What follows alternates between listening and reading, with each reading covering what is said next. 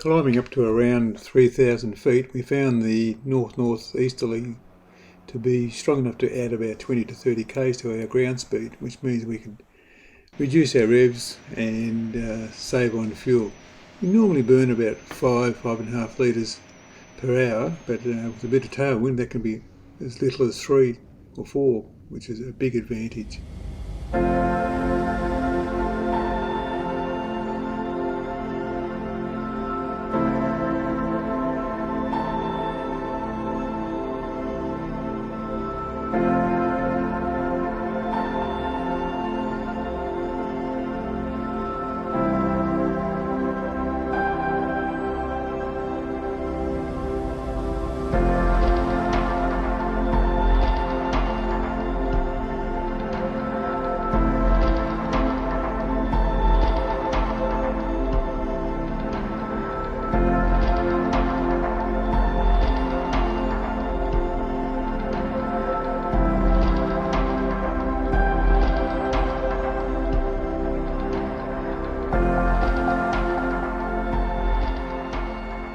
Tony and myself down below are now aiming for the San Remo New Haven Bridge, which was originally opened in 1940 as a suspension bridge, as you can see in that little inset.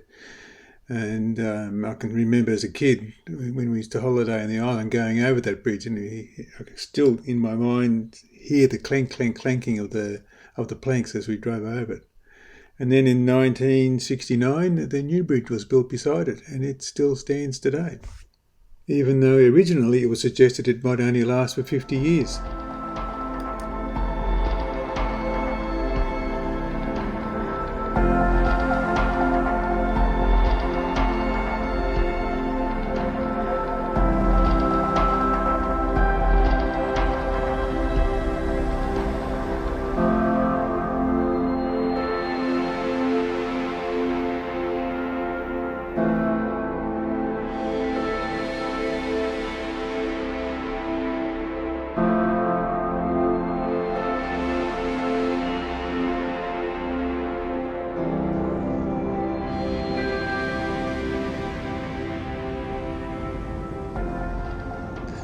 There it is, the internationally acclaimed Phillip Island Grand Prix circuit. And we're not far away now, just cruising over at about 2,000 feet, keeping a very close eye on potential other aircraft around, particularly helicopters that may be doing any joy flights, but we didn't see any, fortunately.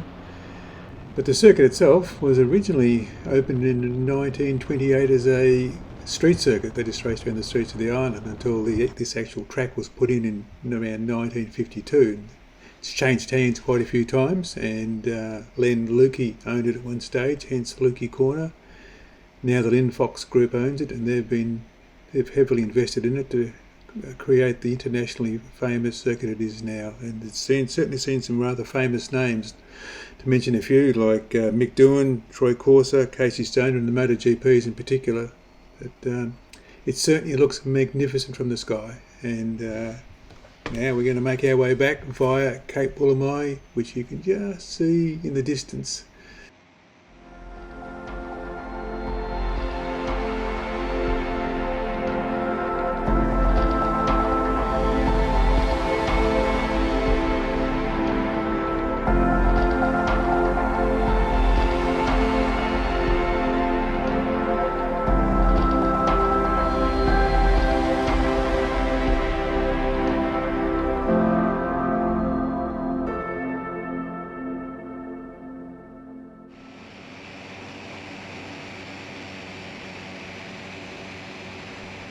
Just below Tony is the Phillip Island Airfield, which was closed to fixed-wing traffic back in 2015.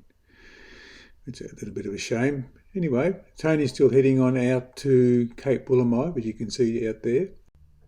And from the Cape we'll get some height and cross over onto the coast just south of San Remo.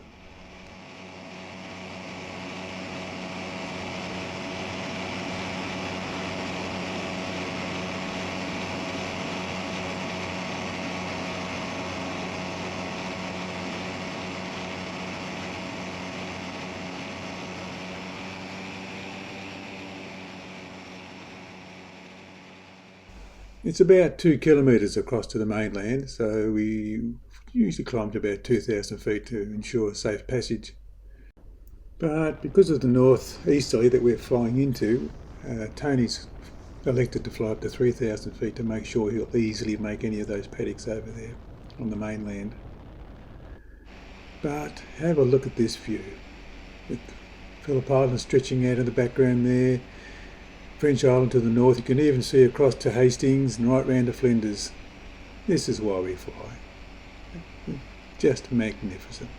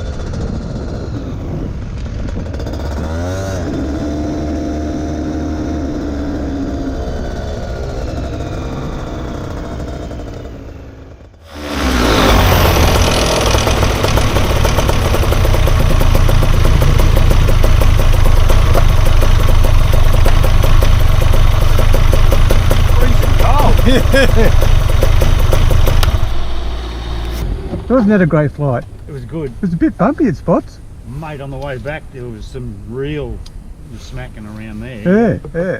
I had Because you were above me most of the time, weren't you? yeah. Yeah, I could see you were 100, 200 above me all the time virtually. And then coming back I was 1,500 above you at one stage. Oh, I was up to 3. It was a bit smoother, but I thought, oh, I see what it's like down low. I But got down low. The direction was pretty good for us most of the time because yeah. 60, 70, 75 Ks. Yeah. Yeah. It's nice cruising over the island, wasn't it? Yeah, it's good. Yeah. Cars going around there. Yeah. That was very, very good.